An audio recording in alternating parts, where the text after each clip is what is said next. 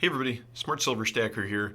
Got an update for you today on the situation in the EU, the situation where Vladimir Putin is demanding that EU buyers pay in rubles for Russian gas.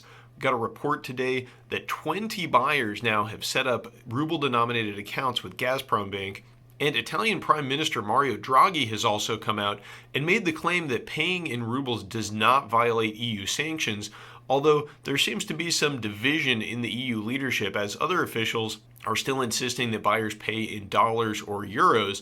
And as this situation continues to evolve, I believe there's really one of two ways that this could play out, but neither one of them is going to be good for the dollar, and there will be some serious implications for energy markets and also possibly for precious metals moving forward, and that's what we're going to talk about in today's video. So let's get to it.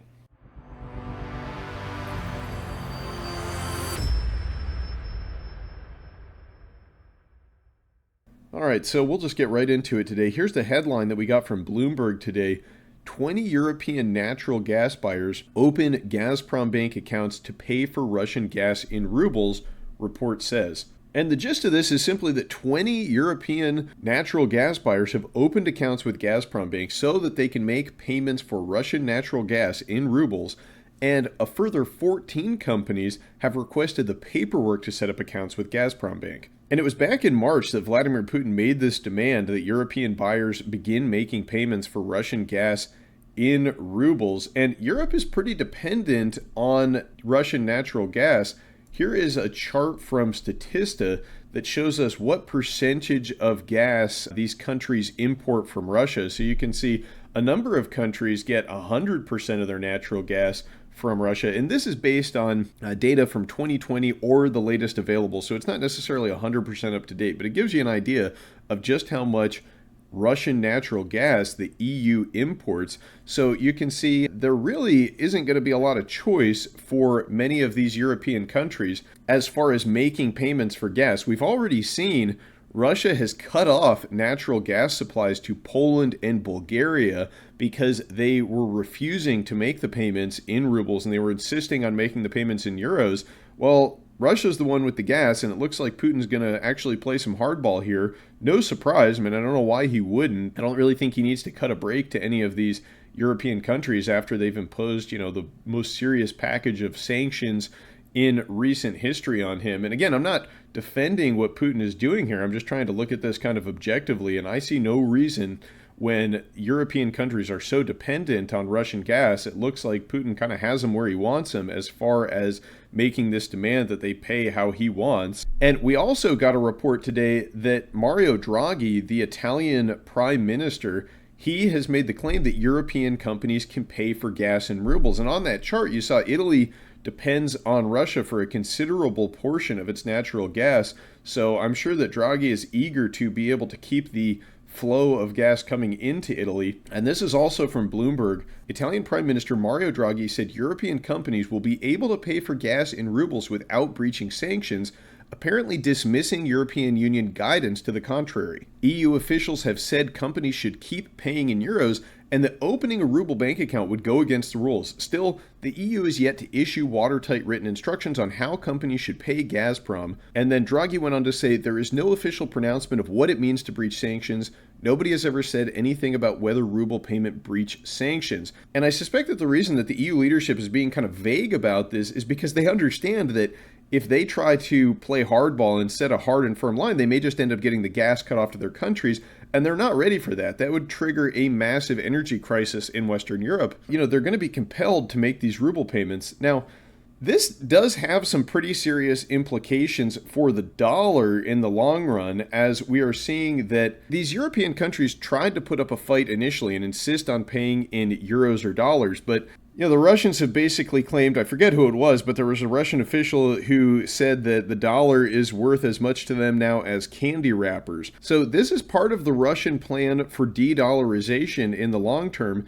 and we're seeing that European countries are attempting to put up a fight, but eventually capitulating. And here's the thing, this conflict in Ukraine really doesn't show any signs of letting up anytime soon. And so if this conflict persists for months or years possibly moving forward, it's unlikely that these payments are going to revert to being made in euros or dollars. And one of the big things that props up the dollar as the world reserve currency, and it gives it so much value, is that it has been the premier currency for international energy payment settlements for the past 50 years or so. It's the whole petrodollar system.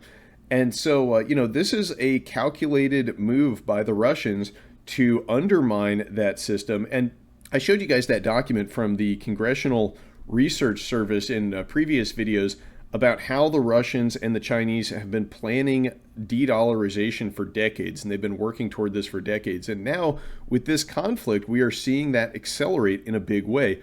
And I mentioned in the intro that there's one of two ways I could see this going. If this conflict continues to persist as a proxy war the way it is, then I suspect that we will just continue to see these small sort of death by 1,000 cuts moves against the dollar as Russia and China attempt to transition payments for energy away from dollars. And I say China, it's not just Russia that's doing this. This was the headline that we got back in March from the Wall Street Journal. Saudi Arabia considers accepting yuan instead of dollars for Chinese oil sales. And so I do just want to point out that it is not Russia alone who is making these attacks on the dollar and attempting to push this de-dollarization agenda forward. It is the Chinese as well, at least. Also, I want to point out about this headline. If Saudi Arabia back in March was mentioning that they were considering accepting yuan and making people aware of that, then it means they'd been considering it for a while, and now they just chose this time to make that known. This has all been in the works for some time, but with this conflict now, we are beginning to see an acceleration in de-dollarization. But the other way that this could go, and this is really the more concerning way, is that if we see this conflict in Ukraine escalate, if we see NATO get drawn into this in a major way, we could see Vladimir Putin simply cut off the taps of natural gas to all of the EU countries suddenly. Clearly, from what we're seeing, we're seeing them make the payments in rubles. You saw exactly how much they depend on Russia for their natural gas imports. If that were to happen, if Russia were to simply cut off gas the way that they have to Poland and Bulgaria, to the EU as a whole, that could trigger a massive energy crisis, a huge spike up in the price of crude oil and natural gas in the West. And that's also something to watch out for. So this is definitely something to pay attention to and to keep your eye on, because neither scenario bodes very well for the dollar. In one case, if we see the proxy war continue, we'll have continued attacks against the dollar in the sense of de-dollarization and a move away from dollars as the currency for international payment settlements. But then also, in the event that we get a hot war or NATO gets drawn in a big way, we could see a massive spike in the price of energy and then a subsequent recession as a result. And both of these scenarios will definitely have some very negative consequences for the dollar. And that's why I think that ultimately this could affect precious metals as well. So moving forward, to get prepared, it might be a good time to invest in some energy companies. Might also be a good time to get your hands on some real assets, some gold and silver, just in case these de-dollarization attacks ultimately succeed in diminishing the purchasing power of the dollar and diminishing the world reserve currency status of the dollar, but also in the event that there is some kind of a massive spike in the price of energy, a spike in the price of commodities in the event that we move into a hot war. Precious metals should also help, as a safe haven and as a way to preserve some purchasing power. So let me know what you think in the comments down below. What do you think the EU beginning to make these payments for natural gas in rubles will mean for the dollar moving forward and for the world economy? I'd like to know what you have to say. And I do also just want to say a big thank you to all of you for watching. If you enjoyed this video, please do give it a big thumbs up. Don't forget to like, comment, and subscribe, and I will catch you next time. Smart Silver Stacker, out.